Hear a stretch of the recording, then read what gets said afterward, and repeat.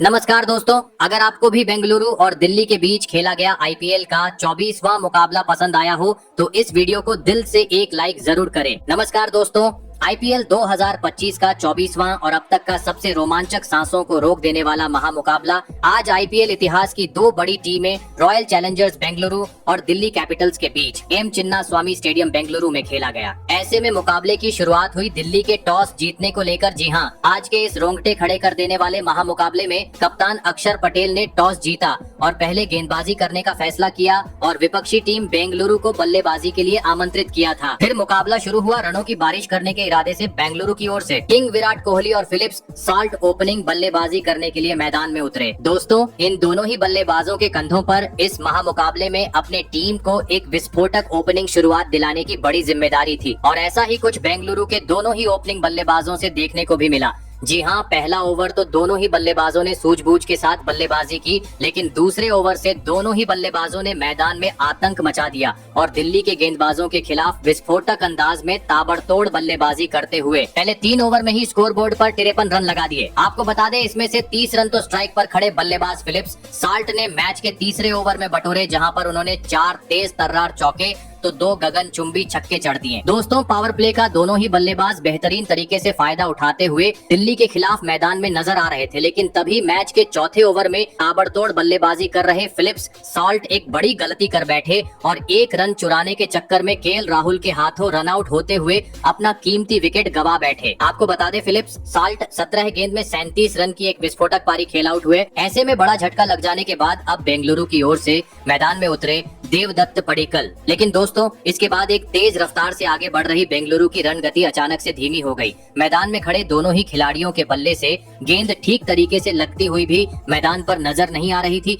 जिस कारण दबाव बढ़ते जा रहा था। और दोस्तों, इसी दबाव का फायदा उठाया पावर प्ले का अंतिम ओवर लेकर आए मुकेश कुमार ने, जिन्होंने ओवर की चौथी गेंद पर नए बल्लेबाज पडिक्कल को कप्तान अक्षर पटेल के हाथों कैच आउट करवाते हुए पावर प्ले में ही बेंगलुरु को दूसरा झटका दे दिया। आपको बता दें, देवदत्त पडिक्कल आज टीम के लिए मात्र एक ही रन बना सके। ऐसे में 2 बड़े बल्लेबाज पेवेलियन लौट जाने के बाद अब मैदान में उतरे कप्तान रजत पाटीदार। आपको बता दे, बेंगलुरु ने आज दिल्ली के खिलाफ पावर प्ले के पहले 6 ओवर में 64 रन स्कोर बोर्ड पर लगा दिए थे। दोस्तों, फिलिप साल्ट की धुआंधार बल्लेबाजी ने बेंगलुरु को एक धमाकेदार शुरुआत दिला दी थी, लेकिन अब मैदान में मौजूद किंग विराट कोहली और रजत पाटीदार के कंधों पर जिम्मेदारी थी कि पावर प्ले के बाद भी इसी रन गति को आगे जारी रखें और तेज गति से विस्फोटक अंदाज में बल्लेबाजी करते हुए टीम का स्कोर आगे बढ़ाए। परंतु दोस्तों, पावर प्ले के बाद अगला ही ओवर लेकर आए विप्रराज निगम ने बेंगलुरु की इस जोड़ी को तोड़ दिया। जी हां, और ओवर की अंतिम गेंद पर किंग विराट कोहली को मिचेल स्टार्क के हाथों कैच आउट करवाते हुए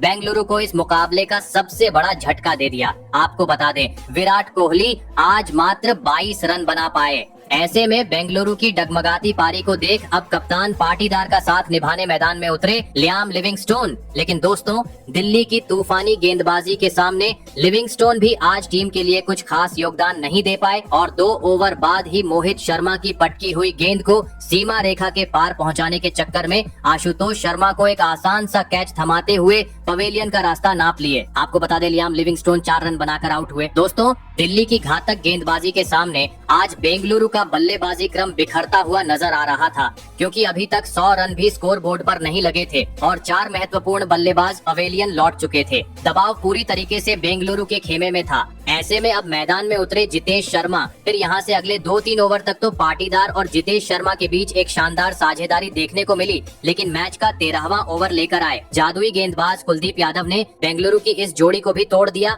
और ओवर की दूसरी गेंद पर जितेश शर्मा को अपने जाल में फंसाते हुए विकेट कीपर केएल राहुल के हाथों कैच आउट करवा डाला। आपको बता दें, जितेश शर्मा दिल्ली के खिलाफ आज मात्र 4 ही रन बना सके। दोस्तों, एक ताबड़तोड़ शुरुआत मिलने के बावजूद बेंगलुरु की स्थिति अब बद से बदतर हो चुकी थी, क्योंकि आधा बल्लेबाजी क्रम अब पवेलियन का रास्ता नाप चुका था। ऐसे में दिल्ली के सामने एक बड़ा लक्ष्य खड़ा करना था, तो पूरी जिम्मेदारी मैदान में मौजूद रजत पाटीदार के कंधों पर थी, जिनको यहां से एक चमत्कारिक पारी खेलने की जरूरत थी। लेकिन दोस्तों, 1 ओवर बाद फिर गेंदबाजी पर आए कुलदीप यादव ने फिर अपना जादू बिखेर दिया और मैच के 15वें ओवर में स्ट्राइक पर खड़े रजत पाटीदार का पत्ता साफ करते हुए बेंगलुरु को और एक बड़ा झटका दे दिया। आपको बता दें, रजत पाटीदार आज 23 गेंद में 25 रन की एक धीमी पारी खेल आउट हुए। दोस्तों, बेंगलुरु के लगातार विकेट गिरते हुए देख पूरे स्टेडियम में सन्नाटा छा चुका था। पवेलियन में बैठे विराट कोहली भी काफी ज्यादा निराश दिखाई दे रहे थे, क्योंकि इसके बाद भी बेंगलुरु का विकेट गिरने का सिलसिला नहीं रुका और 2 ओवर बाद और एक बड़े झटके का सामना बेंगलुरु के टीम को करना पड़ा और इस बार दिल्ली के बेहतरीन गेंदबाजी का शिकार बने कुणाल पांड्या। आपको बता दे कुणाल पांड्या 18 गेंद में 18 रन की पारी खेल आउट हुए। ऐसे में दोस्तों अब अंतिम मात्र 12 गेंद का खेल बाकी था। बेंगलुरु को अगर एक लड़ने लायक लक्ष्य दिल्ली के सामने खड़ा करना था तो अब मैदान में मौजूद टीम डेविड को हर गेंद को सीमा रेखा के पार पहुंचाना जरूरी था। और दोस्तों ऐसा ही कुछ मैच के 19वें ओवर में देखने को मिला, जहां पर स्ट्राइक पर खड़े टीम डेविड ने गेंदबाजी करने आए। अक्षर पटेल के खिलाफ 2 आसमानी छक्के तो अगली गेंद पर एक तेज तर्रार चौका जड़ दिया। लेकिन दोस्तों असली मजा मैच के 20वें ओवर में देखने को मिला, जहां पर एक बार फिर टीम डेविड ने अपने बल्लेबाजी से आतंक मचा दिया और गेंदबाजी करने आए। मुकेश कुमार की बुरी तरह पिटाई करते हुए इस ओवर में 2 गगनचुंबी छक्के और एक करारा चौक जड़ते हुए 19 रन बटोर डाले और टीम को 160 रनों के पार पहुंचाते हुए यह महामुकाबला जीतने के लिए दिल्ली के सामने 164 रनों का विशाल लक्ष्य खड़ा कर दिया। ऐसे में दोस्तों इसके बाद बेंगलुरु से मिले 164 रनों के लक्ष्य का पीछा करने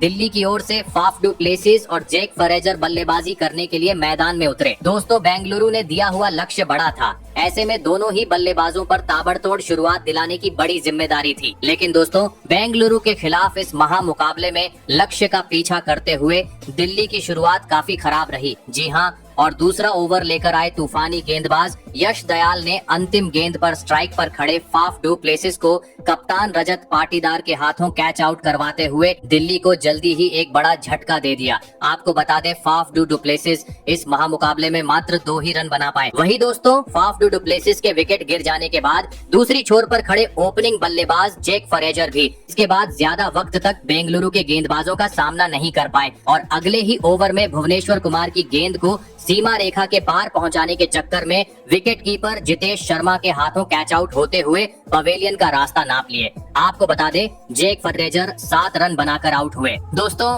3 ओवर के भीतरी दिल्ली के 2 बड़े बल्लेबाजों को पवेलियन का रास्ता दिखाने के चलते बेंगलुरु का पूरा स्टेडियम अब जश्न में डूब चुका था।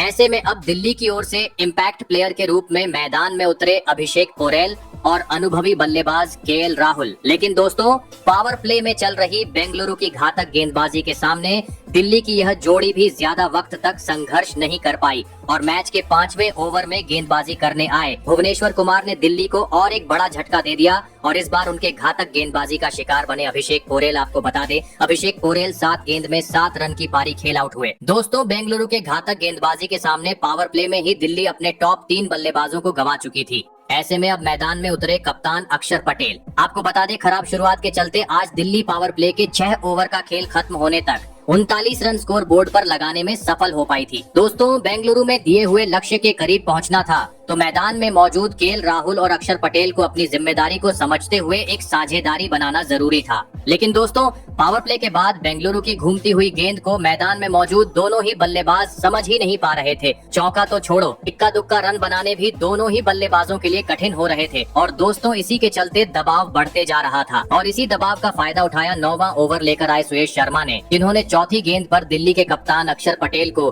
बाउंड्री पर कैच आउट करवाते हुए दिल्ली की मुश्किलों को और बढ़ा दिया। आपको बता दें अक्षर पटेल 15 रन बनाकर आउट हुए। ऐसे में अब केएल राहुल का साथ निभाने मैदान में उतरे ट्रिस्टन स्टब्स। फिर यहां से इन दोनों ही खिलाड़ियों ने बेंगलुरु के गेंदबाजों का काफी बेहतरीन तरीके से सामना किया और खराब गेंद पर बड़े शॉट खेलना शुरू कर दिया। खास करके केएल राहुल, जिन्होंने अपने अनुभव का पूरा फायदा उठाया और समय समय पर र गेंद को सीमा रेखा के पार पहुंचाते हुए बेंगलुरु के खिलाफ इस महामुकाबले में अपना धमाकेदार 50 जड़ दिया और अपनी इसी धमाकेदार बल्लेबाजी को अंत तक जारी रखते हुए इस महामुकाबले में दिल्ली को 6 विकेट से एक ऐतिहासिक जीत दिला दी। तो दोस्तों आपको कैसी लगी हमारी ये वीडियो कमेंट करके जरूर बताइएगा। धन्यवाद।